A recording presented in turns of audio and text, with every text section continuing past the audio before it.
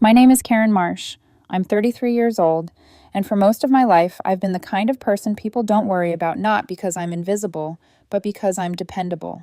I'm the one who always lands on her feet, who handles things quietly, who doesn't need rescuing. When something goes wrong in the family, no one looks at me first. They assume I'll be fine, and most of the time I am. I grew up believing that keeping your head down was a virtue. I did well in school, followed the rules, and learned early that stability was its own reward. My parents loved me. I never doubted that, but love in our house was unevenly expressed. Attention flowed toward chaos, and calm was simply expected. That dynamic shaped me more than I realized at the time. My younger sister, Lena Marsh, was the opposite of me in almost every way. 2 years younger, louder, sharper, endlessly confident. She could walk into a room and bend the energy around her without trying. People either adored her or felt exhausted by her, but no one ignored her.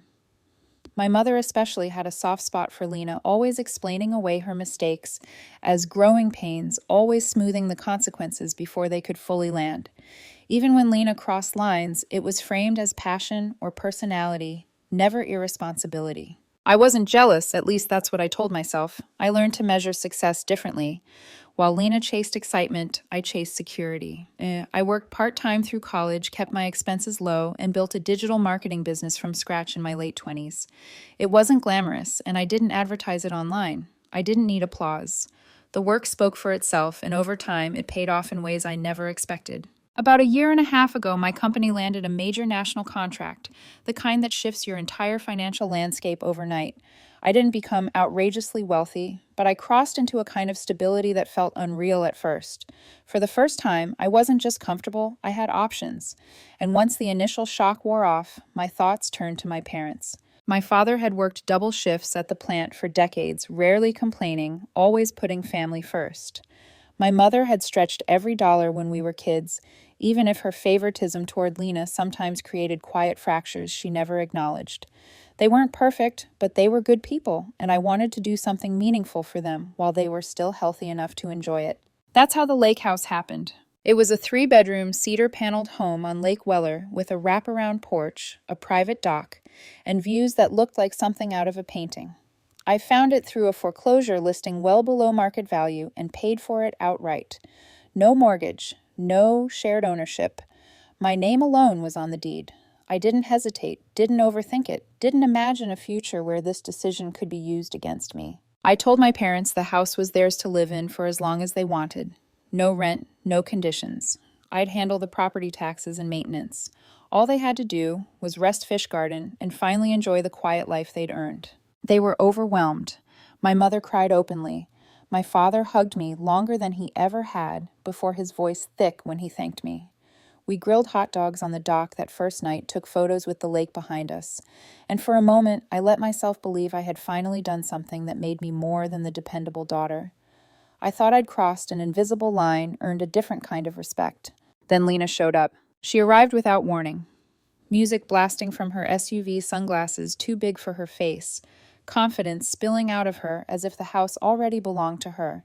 Her husband followed close behind, hauling bags inside without asking where they should go.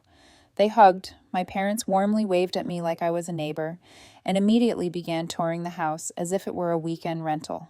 Lena laughed loudly, praised the view, took photos for social media, and made comments about how lucky our parents were. They stayed the entire weekend without asking. They took the master bedroom. When my mother gently suggested the guest room, Lena laughed and said she couldn't sleep in a twin bed like a kid, and my parents didn't push back. They never did. At the time, I told myself it was nothing. Just Lena being Lena. Just family adjusting. But something subtle shifted that weekend. Something I couldn't quite name yet. A quiet sense that the balance had tilted and that the house I bought out of gratitude was already being treated like something up for grabs. I ignored that feeling. I shouldn't have. After that first weekend, I told myself to let it go. Families are messy, transitions are awkward, and Lena had always been impulsive. I didn't want to be the person who turned a generous gesture into a territorial argument.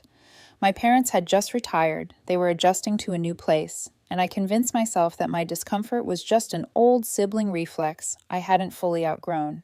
So I stepped back, returned to my routine, and trusted that things would settle on their own. Instead, they quietly unraveled. My parents called less often.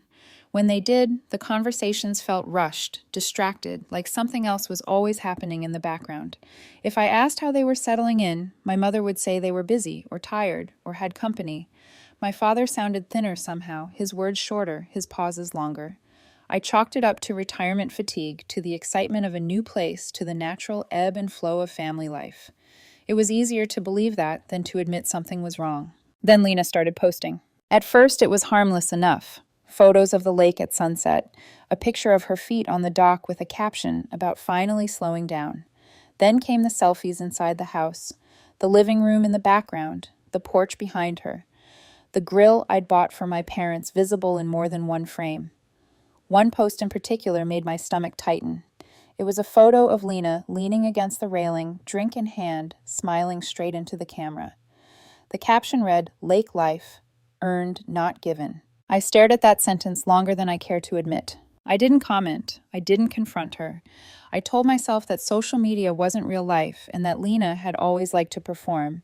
But the posts kept coming, and with each one, it felt less like she was visiting and more like she was staking a claim. Friends of hers commented things like, "Your place is unreal, and you're so lucky to have a house like that," and Lena never corrected them. She liked every comment. Sometimes she replied with a winking emoji or a joke that danced just close enough to the truth to make me uneasy.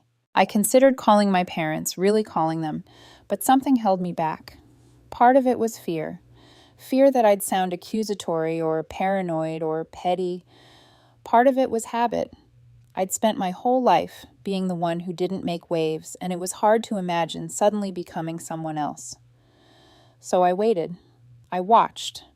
And I tried to trust that my parents at least understood what the house represented and who it was meant for. 3 months later, my father's birthday rolled around. I decided to drive up to the lake as a surprise.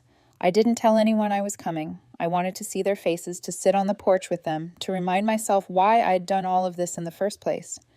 I packed a bottle of my father's favorite scotch and a new fishing rod I knew he'd been eyeing online. I left work early and arrived just after 8 in the evening, the air cool and sharp with early fall. The house was dark. At first, I thought maybe they'd gone to dinner or turned in early. I parked down the hill and walked up quietly, not wanting to spoil the surprise. I rang the doorbell. Nothing. I knocked. Still nothing. The place felt wrong in a way I couldn't immediately explain, too quiet, too closed off. The porch light was off the curtains, drawn tight, and there was no glow from inside, no sense of life behind the windows.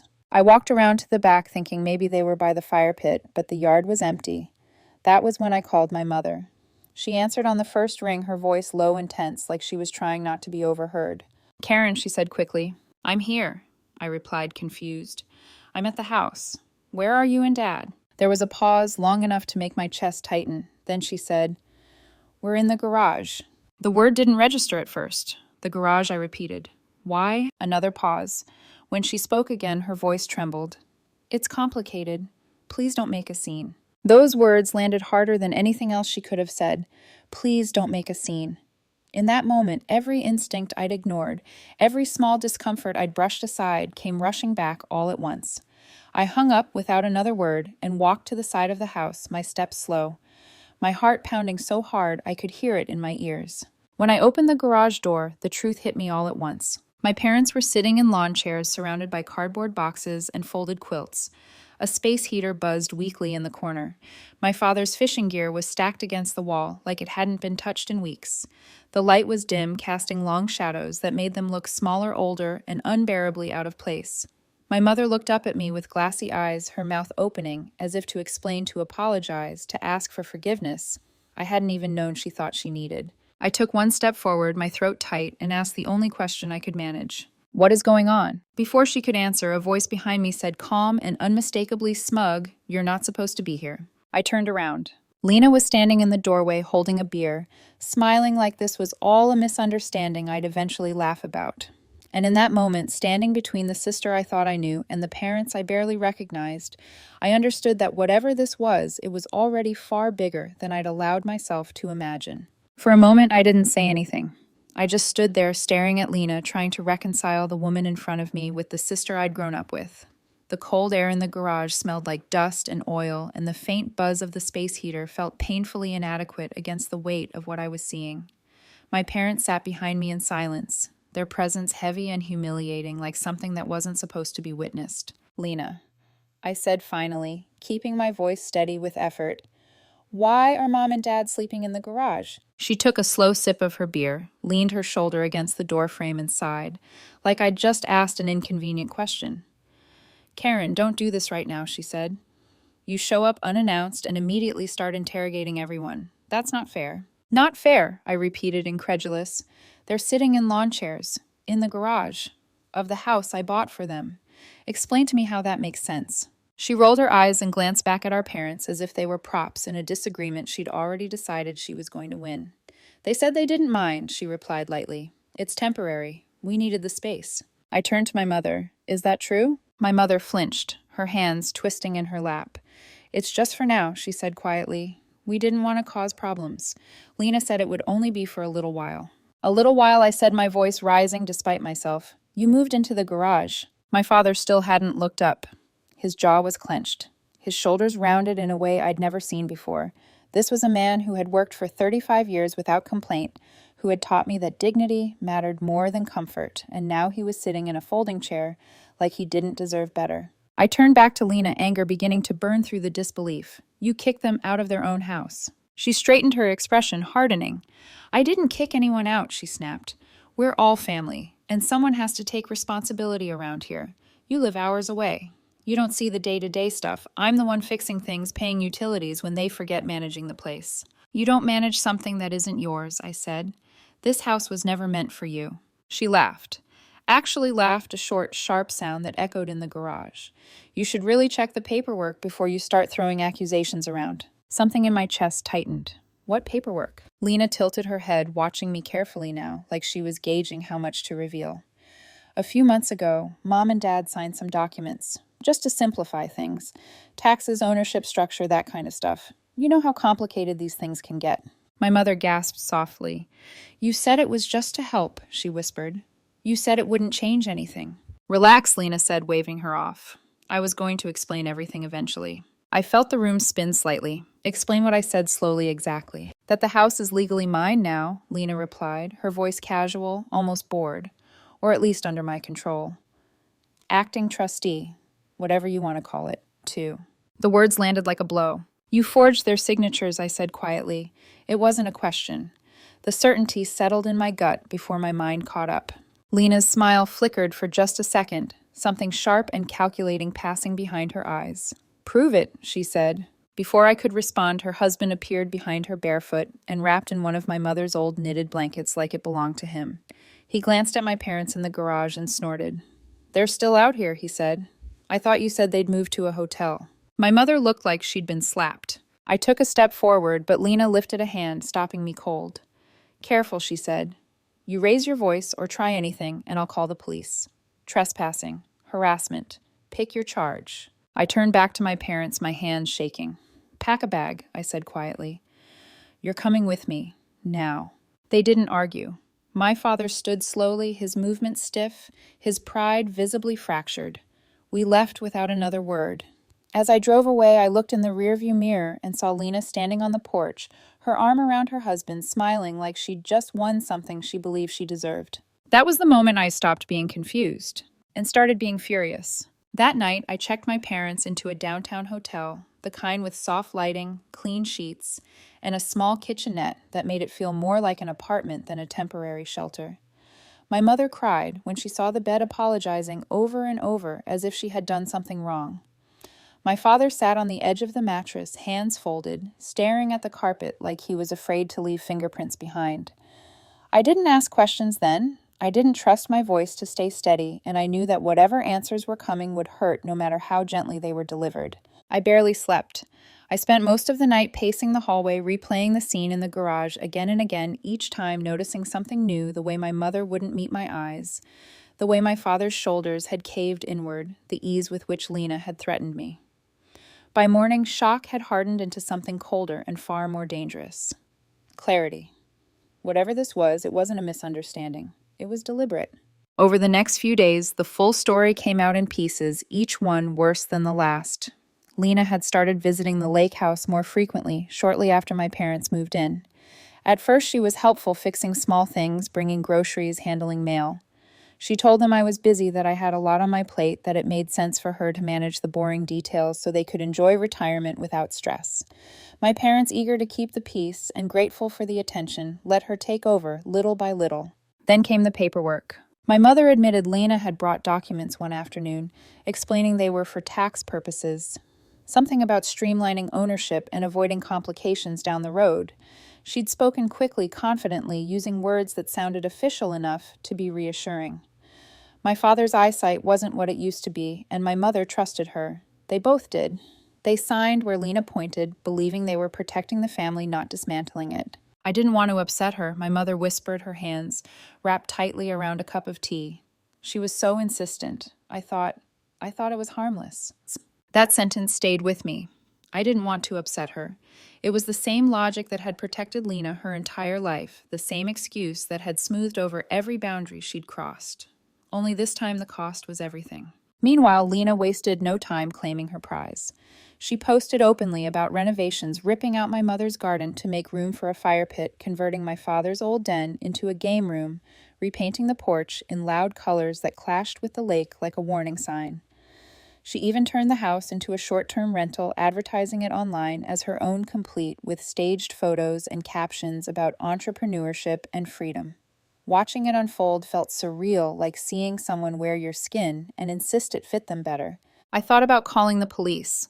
I thought about lawyers. I thought about driving back to the Lakehouse and demanding answers until someone listened. But every option that involved confrontation felt wrong. Lena thrived on chaos. She'd turn any public conflict into a performance twist-it until I looked like the villain who'd abandoned her parents. I'd spent my whole life avoiding her storms. This time I decided to outwait them. So I went quiet. I didn't post online. I didn't call Lena. I didn't tell my parents what I was planning. I listened. I asked careful questions. I started saving screenshots, recording posts, tracking timelines. Every boast, every slip of the tongue, every careless admission she made online became a breadcrumb. Lena had always believed attention was power. She never considered that it could also be evidence. As I worked, I focused on my parents. I moved them out of the hotel and into a short-term rental apartment, clean, bright, quiet. The first night there, my mother cried again, but this time it was different. There was relief in it. My father started leaving the apartment each morning, taking walks slowly, reclaiming pieces of himself that had been boxed away with the garage clutter. I didn't push them to talk about Lena. Grief has its own timeline, and I'd learned the hard way what happens when you force things too soon. Behind the scenes, though, I was done being passive. Because Lena had made one fatal mistake. She hadn't just stolen a house. She'd turned it into a business, and she was arrogant enough to document every step.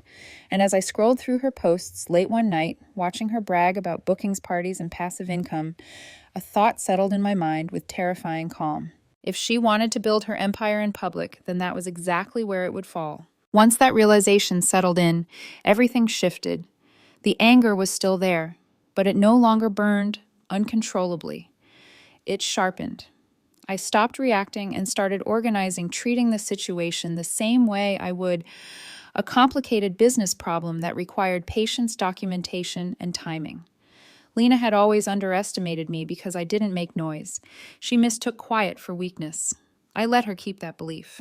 I began meeting with lawyers, discreetly, never announcing anything, never threatening action. One of them, a real estate attorney named Carter, reviewed what I had collected so far and immediately told me not to confront Lena again until we had something airtight.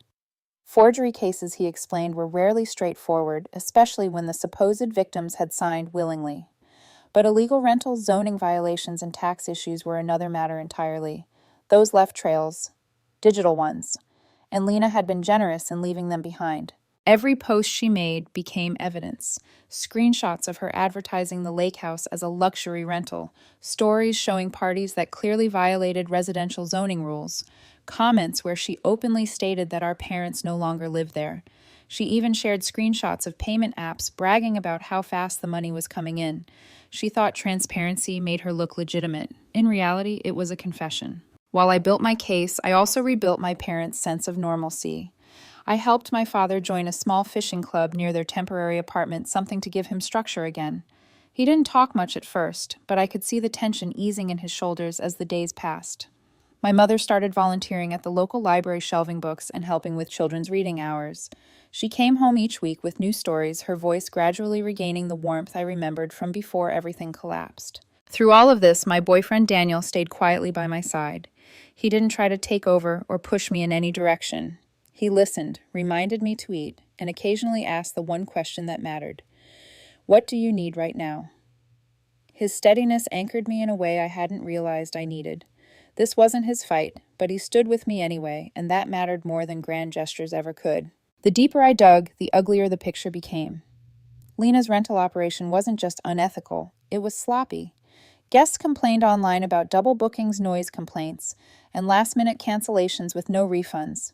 I found forum threads warning people to avoid a sketchy lake rental run by an influencer type. One post even included screenshots of messages where Lena dismissed angry guests with jokes about family emergencies and the universe not cooperating. It was a pattern, and it was all public. I compiled everything into folders, dates, links, screenshots, video captures, until the chaos of it all became something solid and undeniable.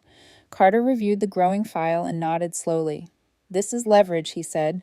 "Real leverage." But he also warned me not to rush. If you go in too early, he said, she'll hide, delete, deny.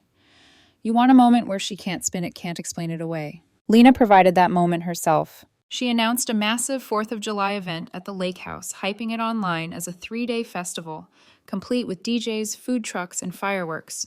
She called it Freedom Fest, complete with a flashy promo video and paid tickets. Watching the announcement, I felt something close to relief. She was making it as public as possible, and in doing so, she was handing me the perfect stage. I closed my laptop and exhaled slowly. She thought she was celebrating her victory. In reality, she was setting the scene for her own exposure. Once Lena announced Freedom Fest, there was no turning back. The scale of it was almost impressive in its recklessness. She wasn't just renting out the house anymore, she was transforming it into an event venue, advertising DJs, paddleboard races, fireworks, bears over the lake, and 3 full days of partying. She sold tickets online, tagged sponsors that didn't exist, and spoke about the property like it was the crown jewel of her personal brand. Every post dripped with confidence, with the kind of arrogance that comes from believing you're untouchable. I didn't comment. I didn't warn her. I let her build momentum. Behind the scenes, everything moved quickly and quietly. Carter began preparing the legal filings needed to challenge the deed transfer based on fraud and forgery, but he advised holding them until the timing was right. At the same time, he drafted cease and desist orders related to the illegal rentals and the upcoming event. We coordinated with the county clerk, zoning officials, and the homeowners association, making sure every complaint and violation was documented. The goal wasn't to overwhelm the system with noise, it was precision. I also reached out to people I trusted. A freelance journalist named Madison, who specialized in consumer fraud and real estate scams, agreed to review the evidence. After seeing only a fraction of it, she told me the story had the potential to resonate far beyond our family. "This isn't just about a house," she said. "It's about how trust gets weaponized." She agreed to wait until the legal process was in motion before publishing anything.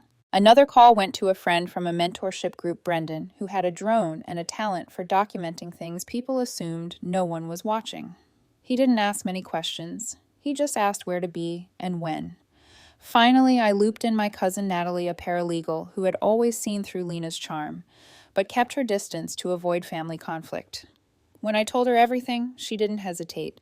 She offered to help coordinate process servers and keep communication airtight. My parents still didn't know the details. I told them I was handling things and asked them to trust me a little longer. They did, even though I could see the fear in their eyes whenever Lena's name came up. They'd spent decades avoiding confrontation, and now they were paying the price for it. I wasn't going to let them carry that burden anymore. As July approached, Lena's online presence grew louder. She posted countdowns, behind-the-scenes clips, and videos of herself strutting around the property with a clipboard and a microphone, calling it my house without hesitation. People commented with excitement. Some asked questions about permits and noise restrictions. Lena brushed them off with jokes and emojis, dismissing anyone who didn't fit the fantasy she was selling. Watching it all, I felt strangely calm. The rage that once consumed me had settled into something steadier. I ran in the mornings again, cooked meals instead of skipping them, and slept through the night for the first time in weeks. Planning had given me back a sense of control, and with it came clarity. I wasn't doing this to punish Lena. I was doing it to protect my parents and reclaim what should never have been taken. By July 2nd, everything was in place. Legal documents were finalized. Officials were alerted. Madison and her team were ready to film. Brendan had flight paths mapped out for the drone. Natalie had coordinated with a process server who would deliver the papers at the right moment in front of witnesses. Nothing about it would be secret. That was the point. Freedom Fest began on Friday, July 4th. I didn't go that day. Instead, I watched from a distance following Brendan's live drone feed from a public park across the lake. The property was swarmed with people. Music thumped through the trees. Inflatable floats covered the water. Lena strutted around shirtless guests with a walkie-talkie clipped to her shorts, shouting into a microphone about freedom and success. It was surreal to see strangers celebrating on the porch where my parents had once sat quietly with coffee mugs and blankets. Saturday morning, July 5th. I woke up early, got dressed simply, and drove toward the lake. There was no shaking in my hands, this time no hesitation in my chest. I wasn't going there to argue or beg. I was going there to end something. As I pulled into the gravel drive, music still echoing faintly from the night before, I took one deep breath and stepped out of the car. It was time. The Lakehouse was still buzzing when I arrived that Saturday afternoon. The aftermath of the previous night scattered across the yard in the form of empty cans, deflated floats, and people sprawled lazily in lawn chairs. Music pulsed from a speaker on the porch, softer now, but still loud enough to carry across the water. A few guests glanced at me as I walked past, clearly assuming I was just another late arrival. No one questioned it. That assumption alone said everything about how completely Lena had blurred the line between private home and public spectacle. Lena was on the balcony phone, held high, angling for the perfect selfie with the lake behind her. She didn't see me at first. When she finally did, her smile froze, then flickered into something strained. "Karen," she said, blinking. "What are you doing here?" I kept my voice calm. I came to check on my house. She laughed, but it sounded brittle. "You can't just show up. You're trespassing." I didn't respond immediately. Instead, I stepped aside, and my cousin Natalie nodded to the man standing just behind us. The process server moved forward and handed Lena a thick envelope. "You've been served," he said evenly. Lena stared at the papers like they were written in another language. "This is a joke," she snapped. "You set this up." "No," I replied quietly. "You did." As if on cue, a low hum filled the air. Brendan's drone lifted above the trees, its camera trained on the porch.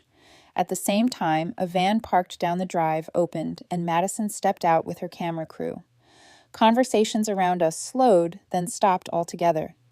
People pulled out their phones, sensing that whatever was happening wasn't part of the weekend's entertainment schedule. Lena's husband appeared in the doorway, confusion turning quickly into panic. "What's going on?" he demanded. Madison didn't hesitate. "We're documenting an active legal dispute involving forged property documents, illegal rental operations, and zoning violations. You might want to step back." Lena's confidence collapsed in stages. First came denial. She waved the papers, insisting they were fake, that I was jealous, that I was trying to sabotage her success. Then came anger, her voice rising as she accused me of betrayal, of abandoning the family, of trying to control something that was never really mine. The crowd shifted uncomfortably, murmurs rippling through the yard as the fantasy cracked. Natalie stepped forward with another folder, this one filled with printed screenshots, guest complaints, and notarized statements. "These are witness accounts," she said clearly, including one from the notary whose signature you forged. That was the moment everything changed. Lena went quiet. Her shoulders sagged just slightly, as if the weight of the truth had finally landed. Her husband stared at her, disbelief hardening into something colder. "You said you owned this place," he whispered. She didn't answer. The process server cleared his throat. "You have 72 hours to vacate the property," he said. "All rental operations are to cease immediately under court order." Someone in the crowd laughed nervously. Another guest muttered something about refunds. The DJ shut off the music. The lake, which had been roaring with noise all weekend, suddenly felt very still. I didn't gloat. I didn't raise my voice. I simply stood there and let the truth do what it always does when it's finally allowed into the open. It dismantled a lie piece by piece without needing help. As Lena retreated inside her world, unraveling behind her, I felt something unexpected settle over me. Relief. The aftermath moved faster than I expected, as if everything had been waiting for permission to collapse. Within 48 hours, the county shut down all short-term rental activity at the Lakehouse. The Homeowners Association filed formal complaints for noise violations, illegal commercial use, and safety hazards. Lena tried to push back, at first posting vague stories about being targeted and misunderstood, but the momentum was gone. The story was no longer hers to control. Carter handled the legal proceedings with the same quiet efficiency he'd promised. When the forged documents were presented in court, there was no dramatic showdown, no theatrical defense. The notary's sworn statement alone dismantled Lena's claim. And once the judge reviewed the mismatched signatures and false records, the ruling was swift. The deed transfer was voided. Ownership of the Lakehouse reverted fully and legally to me. Lena was barred from entering the property without my written consent. She lost more than the house. Fines followed for zoning violations and unreported income. Several former guests came forward, and Lena was ordered to repay them. Her husband, faced with legal exposure and public humiliation, left within weeks. Their marriage dissolved quietly without statements or explanations. Lena disappeared from social media not long after deleting accounts that once showcased her confidence like armor. The silence that followed was almost eerie. Madison's documentary aired a week later. The Lakehouse lie spread faster than I could have predicted, not because it was sensational, but because it was restrained. Calm narration, clear evidence, a story that let viewers reach their own conclusions. The comments were brutal, but I didn't read them. I didn't need to. The truth had done its work. When it was finally over, I took my parents back to the lake. It was early fall by then. The air crisp, the trees lining the shore painted in gold and red. The house felt different the moment we stepped inside. Not repaired, not reset, but reclaimed. My father walked through each room, slowly touching walls like he was confirming they were real. My mother stood on the porch for a long time without speaking, her hands wrapped around a mug of tea, eyes fixed on the water. That night, we sat together under blankets, the lake quiet, except for the soft lapping against the dock. No music, no crowds, just the sound of breathing and the occasional creak of wood settling into itself. "I don't deserve all this," my mother said softly. "You didn't deserve what happened either," I replied. We didn't say Lena's name. We didn't have to. Over the weeks that followed, we rebuilt slowly. My father turned the old guest room into a study. My mother replanted her garden carefully, patiently. I visited every weekend, sometimes staying the night, sometimes just bringing groceries and leaving flowers on the counter. The house didn't feel like a trophy. It felt like what it had always been meant to be, a place of rest. The last I heard, Lena was living with a friend in a basement apartment 2 towns over. Someone mentioned she'd tried to start an online channel about independence and success, but it never gained traction. The comments were unforgiving. She disappeared again soon after. I didn't reach out. I didn't need to, because the victory wasn't in watching her fall. It was in standing on the dock. One quiet evening, my parents beside me, the lake reflecting the sky like a promise kept. It was in knowing that for once, silence hadn't meant surrender. It had meant patience. And patience, when paired with truth, had been enough. The house remembered who it belonged to. So did we.